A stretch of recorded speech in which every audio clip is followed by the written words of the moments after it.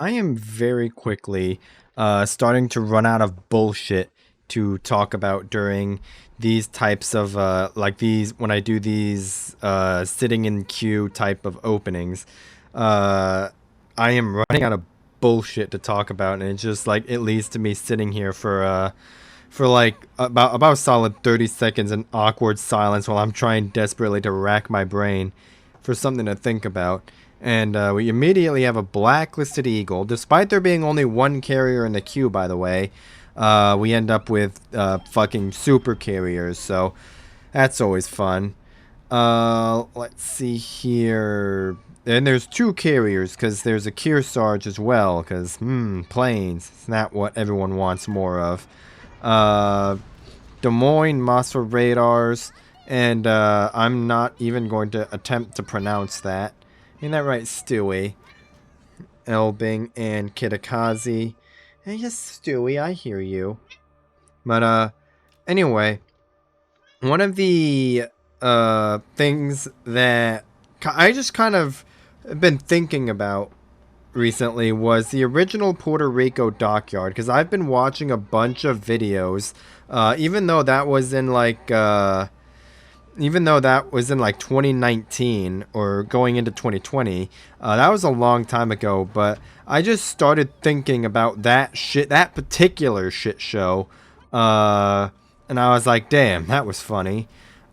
Which, for those of you who might not know, there's an eagle in my mouth, but for the benefit of those who might not know, all you have to do is I'm not going to go too much into detail.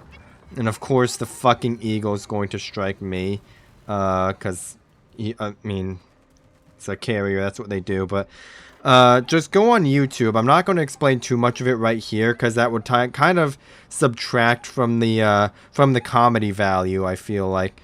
Just go on YouTube and search up the original Puerto Rico dockyard. Look at, like, Flamu's video on it. Flamu's in particular, I think, is really funny, because his yeah, I mean, yeah, I'm not going to say anything about it, but just go search it up if you don't know. And if you do know, then there you go. But another thing that I find amusing, which also is from Flamu's video, and that's what I was like thinking about, was the Gorizia was also released at the same time as the Puerto Rico dockyard was, and people were like bitching all kinds of ways about the Puerto Rico and everything, and Wargaming was like, oh, there's the there's the Gorizia that you can get, and it's easier to get than the Prince Idol Frederick, I think it's what it was. I was originally going to speed out of this cat. I think I'm going to end up inting out of it anyway, because I was expecting that the Elbing was going to reset me, but no, he doesn't. But anyway, Wargaming was talking about the Gorizia being right there, and how it was quote-unquote easier to earn than the Prince Idol Frederick. And this fucking piece of shit carrier is actually going to, no, he didn't. He recalled, but someone went and did the math on that claim, by the way, that the Gorizia was easier to get than the Prince Idol Frederick, which, fun fact, it turns out that it, in fact, was not. It, in fact, was several hundred, if not thousands, of percents harder to get the Gorizia than the Prince Idol Frederick. And then Wargaming was like just scratching their heads, wondering why nobody trusted what they had to say anymore, when their community managers were going around making claims like that. This Schlieffen is going to die. No, he doesn't die, but there are, of course, here comes more planes. And there's a Schlieffen right there, which is not ideal.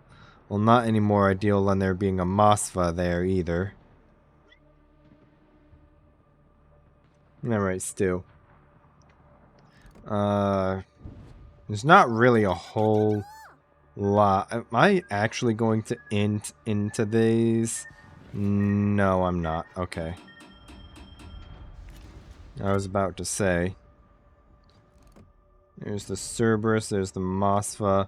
That other Schlieffen did, in fact, end up dying. I don't think those torpedoes are going to hit the Elbing. No, they're out of range, and they weren't on track anyway. Stew. Despite having a lot of force over here, actually, there's the Cerberus, there's the Mosfa, the Schlieffen, the Elbing, the Thunder, the Preußen, there's the Des Moines over there. They are really not that keen on pushing in here. And of course, there's the fucking carrier. That guy just got clapped pretty good. And that right there, this is why I was not shooting. A lot of people love to try and play Marceau, Kleber, and really just French destroyers in general as long-range farmers, which you can play them that way, but you're not really doing much, and you also have situations like that sometimes happening. And I know this is really not like the most interesting game to watch right now, but this is just how I think the French destroyers are best played. They are very fast, capable of putting spotting and cap pressure all over the map in a short space of time, which is something that no other ships in the game can do. Not even the fucking Khabarovsk, which I also made a video on, I think last week. I'm not going to int into those. Is this Elbing going to smoke up is the question. I'm not super keen on the idea of fighting an Elbing in front of a Schlieffen, but we are in a kite-away position. That Elbing, I think, is going to smoke up right here. Naturally, as soon as I launch the torps is when he slows down, but you know, it is what it is. This is about to be a very tricky fight right here, because I'm not going to be able to angle too much, because that Elbing armor piercing is going to hurt if I do. I just need to accelerate out of the way of the okay, he's going to shoot armor piercing at my broadside. That is fine. I just need to get out of range of the Des Moines. And there we go. Now I just need to be careful that I don't int into Elbing torpedoes either. But anyway, like I was saying, I know this is not really not the most exciting gameplay to watch. But, I mean, I'm sitting at 81k spotting, and I just assassinated an Elbing. So, I mean, not that assassinating Elbings is a particularly hard thing to do, don't get me wrong. I'm not gonna try to sit here and claim that, that being able to dumpster an Elbing is, like, all super impressive, because that's, like I said, that's not a hard thing to do, because the Elbing's fucking shit.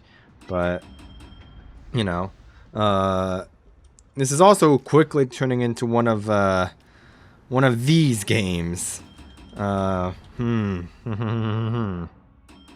it's not even hit the 10-minute mark yet either, which is also fun. Ain't that right, Stu? And this Cerberus is just gonna sit here and play Island Cockroach.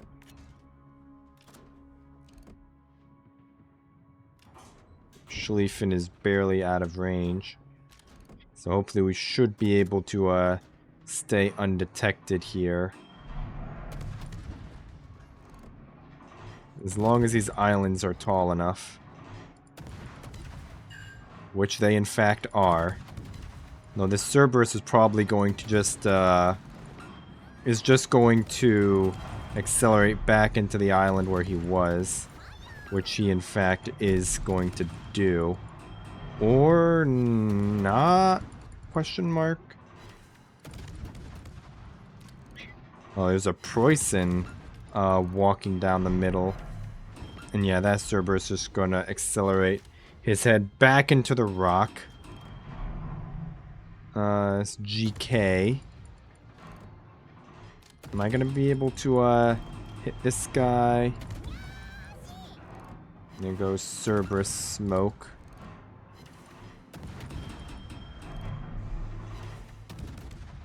Where the hell? Where was our Mecklenburg when he died? Are we throwing? No, there's no fucking way we throw, right? I mean, our Schlieffen is fairly low. He's halved versus a half health Preußen, but a half health Schlieffen is still a lot less health than a half health Preußen, and our Austin just got clapped, presumably by a Moskva. Although the Eagle might, okay, never mind. Our Schlieffen is fine. Yep. Gotta hate going down to the carrier though. That always sucks.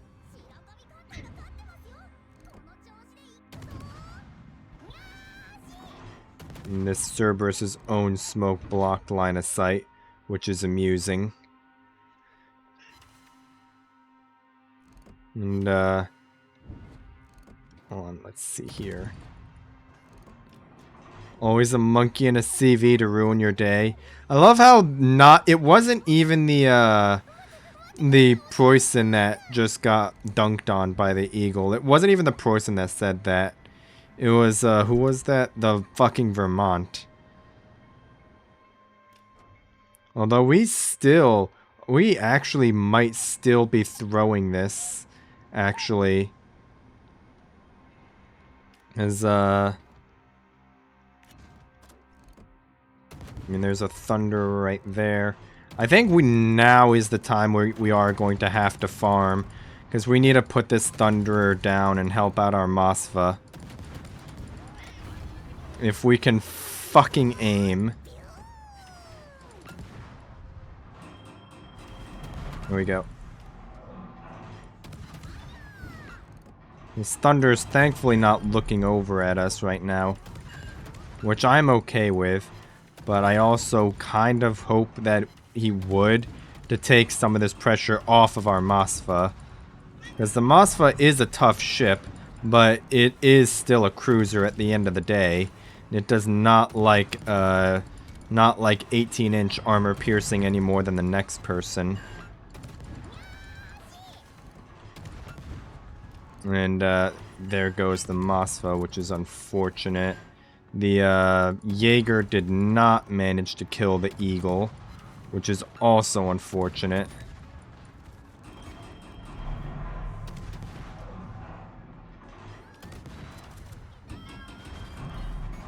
Ah, okay. I was really hoping that Thunder would be dead by now, but no such luck. He should die fairly soon, though. That fucking HE is really annoying. And you know what else is annoying? These carriers! Who are supposed to do like the little machine gun fire thing before they actually strike, but they don't look like they did that there. Either that or I just wasn't paying attention and didn't see them. But our Buffalo is about to kill it. Okay, we are definitely throwing this right now. Because our Buffalo is about to die to a Schlieffen. Our Jaeger did manage to kill the carrier, but he's about to have what we call Moskva problems. Our Buffalo is having what we call Schlieffen problems. Although the Kitakazi hopefully will go down to the Eagle here. Hopefully, maybe, question mark. The Kitakazi is going to be able to just smoke up in his mouth, though.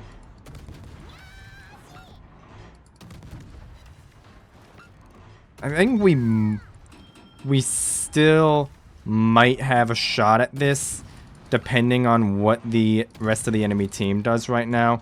If we can, at very least, trade the Buffalo for this Schlieffen, we'll be in a good spot. Because the Cerberus will be a lot easier, for at least for me, to deal with than the Schlieffen. Hopefully this is gonna be a trade. It absolutely will be. Alright. Now the Kitakaze is also going to be scary. The Jaeger actually torps out the Cerberus, which is huge. The Kitakaze is going to be a big problem, though. If our Jaeger can at least survive this, we'll be fine. But we have no opportunities to get a cap here. Unless this Moskva just decides to turn around. And our Moskva doesn't realize that the enemy carrier is already dead. It's this Kitakaze that's going to be the big problem. If we can get rid of this Kitakaze, we'll be good. Yes, Stu. No, carry. Go for the... go for that guy. Although I get... Okay, never mind. I guess the Moskva is low. That makes sense, I guess. I'll... Okay. Alright, that's fine. If you can kill the Moskva, that'd be fine. Our Jaeger's going to end up gunfighting this Moskva. Which, might not end well for him. I think you might have been better off leaving it to the carrier, but Jaeger did get away with it, so what can we really say, I guess? And I'm not really going to be able to fight the to fight the Kitakaze because he outspots me and he's much higher health than me. So if I'm just gonna let our Eagle focus out the GK, and if that Eagle can kill the GK even on a quadruple cap with only 3 minutes, I don't think it will be enough to actually win the game. As long as this GK dies. I mean, even if the GK doesn't die, it might still be enough, but if I die here, that would not be ideal.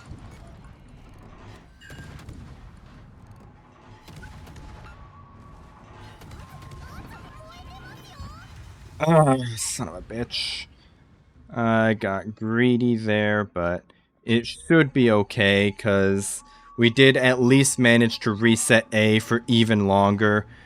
So, and this GK is going to die, so it'll be fine, because we at least ended up trading, and there's only 2 minutes left in the game. We're at 900 points. Our Jaeger is going to also be able to step into B as well. I should not have gotten that greedy, or I really just should have just gone for the island instead of kind of like trying to troll the Kitakaze when I knew that the Kitakaze had a health advantage on me, but you know, it is what it is. And this Kitakaze is also going to have to push into Jaeger torpedoes and get griefed by a carrier. He's going to get A, but it's just not going to matter.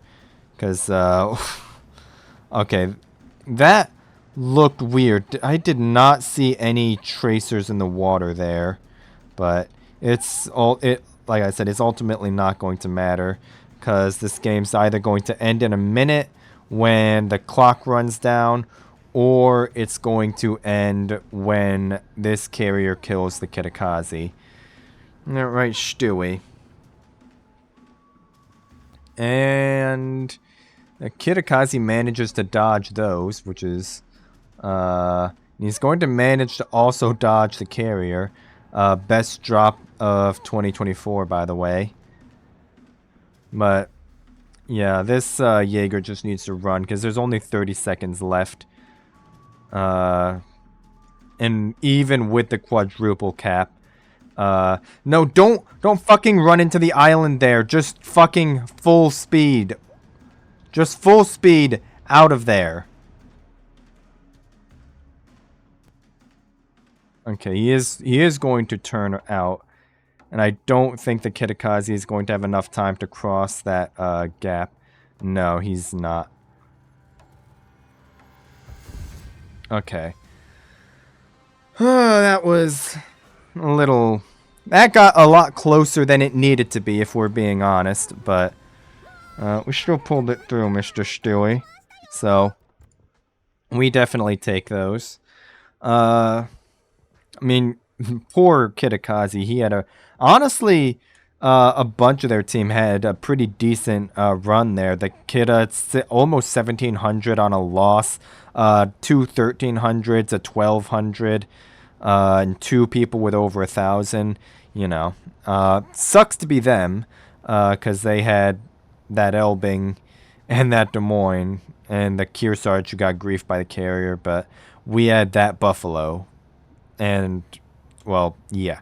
Anyway, like I was talking about earlier, if you are not aware of what the original Puerto Rico dockyard was, just go onto YouTube and search up Puerto Rico shit show or Puerto Rico dockyard and watch like Flamu's video on it.